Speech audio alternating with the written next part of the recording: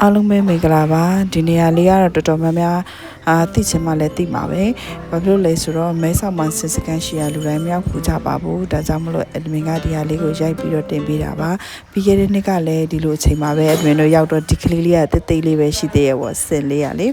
အခုတော့ admin တို့ဒုတိယချိန်ရောက်တော့သူကတစ်နှစ်သားလေးဖြစ်ပါပြီ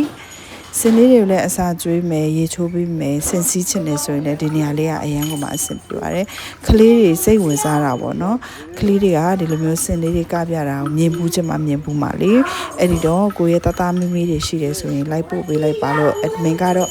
ကျညာပေးပါတယ်နေရာကလည်းကြကြဝန်းရှိတယ်လို့ဒီစင်စကမ်းမှာကိုကစင်လေးနေပဲစော့ကစားတာမဟုတ်ဘူးညဘက်အေးအေးဆေးဆေးနေမယ်ဆိုရင်လည်းနေလို့ရပါတယ်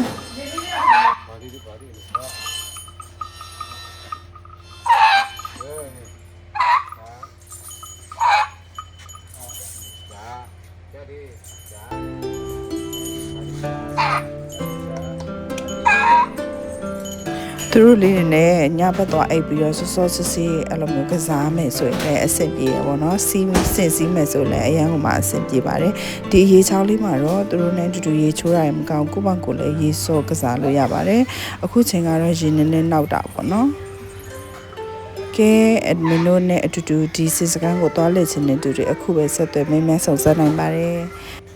ညဘက်အိတ်ချင်တဲ့သူတွေကတော့သူကအလုံးချင်းပေါ့နော်တဲလေးလိုမျိုးတစ်သားအိမ်လေးတွေရှိပါတယ်တစ်လုံးပေါ့နော်အဲ့ဒီမှာတော့အဲကွန်တော့မရှိဘူးပန်ကာလေးနဲ့အိပ်ရာလေးအိတ်ကလည်းမို့ရပဲပေါ့ခရင်နေပါလေတော့မရှိပါဘူးဒါပေမဲ့သူစီမှာညအိမ်မယ်ဆိုရင်တော့ဈေးလေးတွေကလည်းတက်ပါတယ်